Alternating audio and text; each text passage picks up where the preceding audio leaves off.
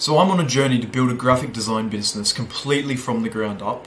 And so far, it's been okay, it's been doing alright. And I'm not gonna act like I've fucking started making $10,000 a month, because I haven't, right? But I have this weird idea, and I hope that you're gonna see this as well. But I want to try and be like a bigger brother to anyone who's trying to start their own design business and try and start some sort of creative endeavor, some sort of business entrepreneurship endeavor. So this is what I'm doing here. If there was one thing that I wish I kind of had some more support on and that I never really understood quite well when I first started graphic design, was the whole idea of imposter syndrome. Like, it's real. It's real, and when I first started, I just, I wasn't even aware that this is what you called this sort of feeling, right? So if you don't know, imposter syndrome is just basically feeling like you're shit and you're worthy of nothing, and it's just a limiting belief. And you really need to understand that in entrepreneurship, this is something that most entrepreneurs would deal with, and it all just comes down to limiting beliefs, right? So if you want to get somewhere with a side hustle, with a creative graphic design side hustle, this is the sort of mindset you really got to start nailing down.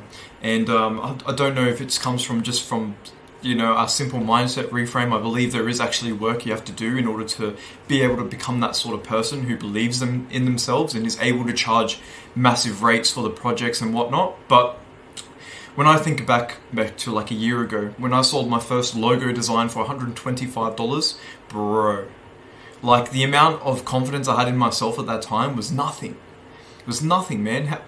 I don't understand. Like I really, of course I've improved immensely in my design skills, but I was a good designer. I was still a great designer. I still had the skills back then. $125 was terrible.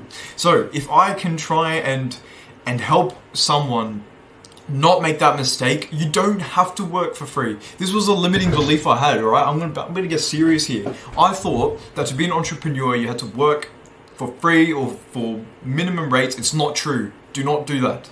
You might be building the business, you might have no idea what you're doing, but don't fucking work for free. Make sure you charge what you're worth. Otherwise, it'll make you, exactly what it does. It makes you resent the client that you're with, because you're doing all this work for free. You're like, man, I really think I should be getting paid a lot more than $125. It's been 3 months and I'm still working on this project. The project didn't take 3 months.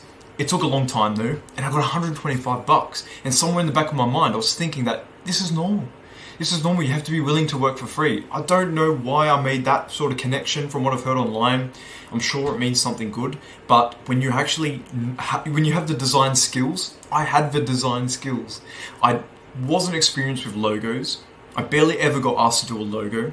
And all I had was pretty good skills in Illustrator and Photoshop, because in Illustrator I used to make mascot logos and this and that. I had the skills, and you guys probably do too.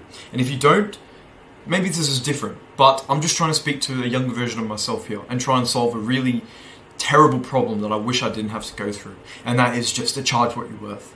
Seriously. Now there's a lot that goes to it, but if you do charge what you're worth, I'll tell you a few things. You're going to be more inclined to actually bring a good result to the client that you're working with. They deserve it. They deserve that from you, and you deserve to do that for them. If that makes sense. It just works out in the thing, and I think I learned that from Alex Hormozi's $100 million offers. You got to charge the biggest price you can do, because it just works for both ends of the parties, right? Now, I want to try and bring you some clarity on how you can actually start to build this sort of confidence in yourself in charging those prices. And I believe that content creation had a big role in that. So I'd say it was a few things: content creation, actually just designing in general, and a lot of learning, reading. I think I've got maybe 6 or something design books that I've read over the past year, and that definitely 100% gives you the sort of the knowledge that you need. And what that knowledge does, that knowledge alone isn't going to help you. Like, realistically, it's not. But when you start to, what I actually did is I began to educate people. I went on my Instagram. I wasn't good at design, but I just started talking about it. I just this is what I know about design. I'm a designer. Look, you got the results. Here's what it means, because I've read these books. I know what my designs mean now. It's just finding the meaning. And once you start to communicate that with people, they start to trust you, you start to build an authority, then all of a sudden they're coming to you for advice. And then you're like, oh shit, maybe I do know a thing or two about design. And then people are just respecting you so much more. And so that's how it naturally happened for me. You know, I'm on Instagram. I started building a personal brand like I am here now. It's a very small personal brand, but it's in the works. And that's what I did, man. I started building that trust and authority, and slowly I just became the guy who knows design. And that's what you want to try and get to, you know? And there's a few ways, you know, to go about this graphic design life, but the way I chose was to use content creation as a way. Like, I feel like I can naturally come onto a camera and start talking. I wasn't always this I feel like I'm being pretty... Fuck, now when I say that, I start messing up, eh? But I feel like I can pull it off. And I had confidence in content creation, so that's the route I chose, but it's not the only route. I know there's plenty of other ways to do it. Me personally, I couldn't tell you how. I haven't looked into any other way. Maybe like spamming people's DMs all day with no like even personality on your page. Yeah, good luck. But I chose the easy way because this is the way the world's moving. But yeah, so hopefully that answers you guys' question. Just to summarize, imposter syndrome, don't fall for it. Don't charge low fucking rates. It's the worst thing you'll ever do. You want to try and charge as much as you possibly can. You know the value that you're going to bring, and even if you don't, just trust the rest of us designers when we tell you your value is going to be big. You know, as long as you're better than... Oh, look, it's really hard to say. Like, you kind of have some... You got to have some skills. But if anyone ever looks at your design and says it's good, it's probably good. Like, it is subjective, but realistically, good design is good design. As long as it's not ugly. Because when it's ugly is when you're costing people a lot of money. So as long as you make their business not ugly, and if it's a startup and you're not making them ugly, you're bringing them a lot of money. Money that you can't contextualize because it's hard to measure, obviously. Pardon me. But money nonetheless. You're worth something. So don't do that to yourself. And the ways to build more confidence is to learn, fulfill your promises to yourself, actually work, take action, teach people, talk to people, you know, connect. Then that's how you actually see what you are in the eyes of other people. You become self-aware as long as you're taking in the feedback that they're giving you. But hopefully I've covered it. Hopefully I've gone. Anyways, yeah. So welcome to the channel.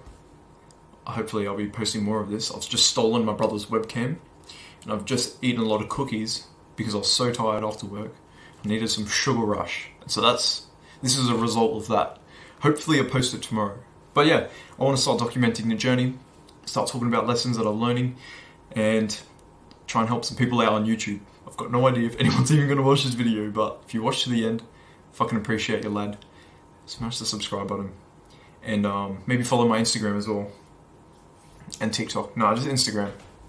That's where I'm at on Instagram. Brad Conlon. Maybe I'll put it in the description for you guys to see. But yeah, have a splendid week. Keep fucking pushing it. And if you're a designer, if you have any questions, I don't know if you want to ask me a question, let me know. But yeah, I know I didn't really say much about where I'm at. No, I will in future videos. I think I've got some other videos on my channel that you can kind of have a look at, get a rough idea. I'm improving at a pretty good rate though. So there you are. Have a good one.